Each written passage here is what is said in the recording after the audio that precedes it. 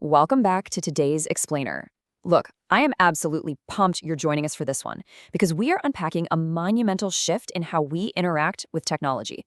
Today, we're taking a really hard, critical look at digital ownership and what it actually means to be a creator as we move deeper into the agentic era. The tools we use, they're fundamentally shifting, and the rules of intellectual property are expanding right alongside them. So if you want to protect your life's work and your creative magic in the 21st century, you are in exactly the right place. To really wrap our heads around the immense threat independent creators are facing today, just think about this staggering, honestly unbelievable number, 250,000. That's the estimated number of overlapping patents that act as the suffocating, hostile legal thicket on a single modern smartphone. It's basically a massive, invisible minefield. Corporate giants use these patent thickets as extractive weapons to just absolutely crush smaller competitors and hoard their monopolies. It makes it almost impossibly difficult for an independent creator to survive without getting sued into oblivion by established tech giants long before their product even sees the light of day. Okay, let's dive into this, because the threat isn't just hanging out in the hardware. It's baked right into the software algorithms we're using every single day. The sources use this brilliant analogy. The AI acts as a massive blender. You toss a brilliantly written, copyrighted book in, and you get a statistical smoothie out. But because of how the math fundamentally works, you can never reverse engineer that smoothie back into the exact original text. The precise provenance, the true origin of your data, is irreversibly destroyed. And when that happens, your authorship just melts away. So how do we fix this? Well, here's our roadmap for today. We'll start with 1, the creator's digital crisis. Then 2, archiving your bibliotwin. 3, the seed tree protective shell. 4, sovereign publishing houses. And finally, 5, reclaiming your digital destiny. Let's get into it. Starting off with Section 1, the creator's digital crisis. A real David versus Goliath scenario here. The stakes for creators today? Incredibly high. The whole romantic myth of the lone genius inventor tinkering away in their garage is crashing head-on into modern legal roadblocks. Back in 2011, the American Invents Act structurally overhauled how the U.S. awards patents. It basically shifted to favor a highly capitalized race to the patent office over the actual date of when you came up with the idea. That act also created the Patent Trial and Appeal Board, or the PTAB. And get this, the PTAB has historically invalidated challenged patent claims at a staggering rate of 84%. It's devastated the portfolios of individual creators, completely earning its terrifying nickname as the Patent Death Squad. The system has essentially evolved to favor massive, well-capitalized corporate entities, stripping the lone creator of any equitable advantage they might have had. Which brings us to Section 2, archiving your bibliotwin. This is all about capturing your creative magic. If the overarching system out there is hostile, we need a personal framework to respond to this crisis, right? We need a way to capture and safely steward your unique creative magic over time. Enter the bibliotwin. Notice it's not just called a digital twin. It's heavily rooted in library science. A bibliotwin is an intentional collection.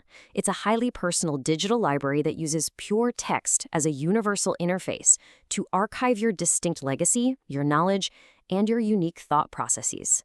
So the crucial point is, by treating pure lossless text as your primary control system, you create an incredibly robust archival digital estate. You aren't relying on highly volatile, flashy corporate graphical interfaces that change on a whim. Rooting your legacy in a text-based environment ensures that your creation magic actually outlasts all those fleeting trends of the tech industry. Moving on to Section 3, the seed tree protective shell, building an architectural shield. So how exactly do we protect that text-based estate out in the wild?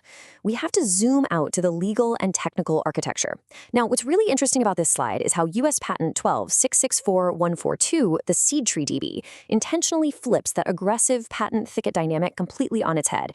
Instead of acting as an extractive weapon used by corporate giants to crush smaller competitors, the inventor actually used his background in IP law to legally engineer this patent as a protective shield. It acts kind of like a good shepherd, legally anchoring the architecture and shielding the open-source codebase from corporate lock-in or being secretly ingested by closed-source AI systems. It literally turns the weapon into a shield. To maintain this perfect order at the microscopic hardware level, C-tree-DB uses what's called a syn kernel function. I want you to think of this as an uncompromising, strict, logical bouncer standing at the door of your database. Step 1. the bouncer checks if the specific database space is empty. Step 2. If it is empty, it seamlessly synthesizes the new data right into that open slot. But step 3 is the kicker. If data already exists in that spot, the bouncer violently rejects the conflicting input. No entry, absolutely not.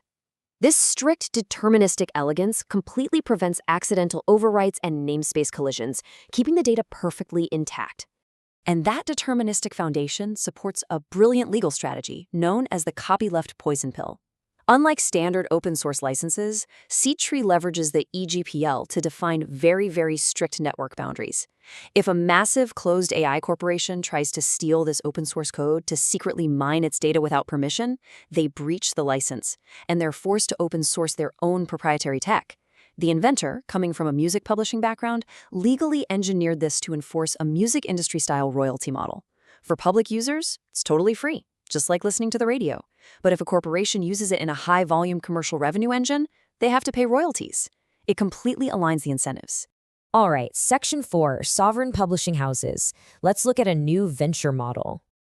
To see exactly how venture capital structures can actually fund this protective ecosystem, we have to look at a major paradigm shift in tech funding. And this brilliantly illustrates the contrast. On one side, we have the broken extractive VC casino. It's built on speculative gambling, throwing cash at hype cycles, and hoping for a quick payout while basically strip mining the founders. On the other side, we have the legitimacy VC vineyard. You don't strip mine a vineyard, right? You plant seeds and meticulously cultivate a yield over a full decade. The vineyard model completely abandons the casino vibe and instead operates much more like a high-trust, clinical publishing house. This new agentic publishing house secures your digital work through a structured, 3-step sovereign publisher pivot, and crazy enough, it maps perfectly onto the classic 1953 Publishers Clearinghouse direct mail model. Step 1 is the lure. The venture studio publishes high-fidelity theoretical math white papers to draw founders in. Step 2 is the core.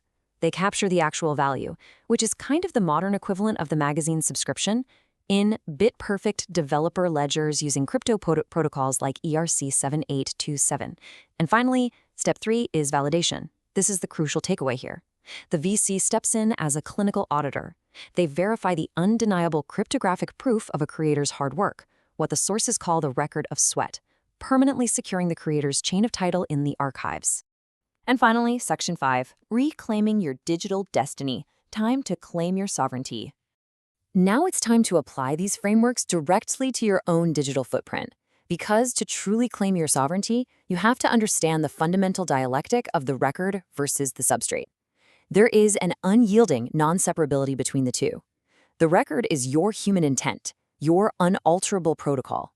The substrate is the physical red brick hardware required to actually execute it. The sources warn that we are currently hurtling toward a massive infrastructural power grab where tech giants want to force you onto their centralized cloud APIs. If they control the hardware substrate, your intent is just floating in an algorithmic fog. They can intercept, moderate, and meter your logic, effectively liquidating your true authorship. You simply cannot separate your abstract intent from the physical hardware without losing your independence.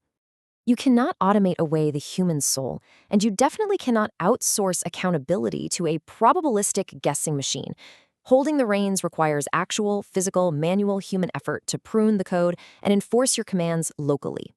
So I want to leave you with this final, highly provocative question to consider as you navigate this agentic era. As the great enclosure attempts to completely wall off your digital reality, will you passively remain a captive digital tenant, renting your capabilities from an invisible agentic king? Or will you apply the sweat of your brow, claim your rightful role, and ride as a sovereign pilot? The choice and the execution is entirely yours. Thank you so much for joining me for this explainer. Keep questioning the systems you use and keep writing.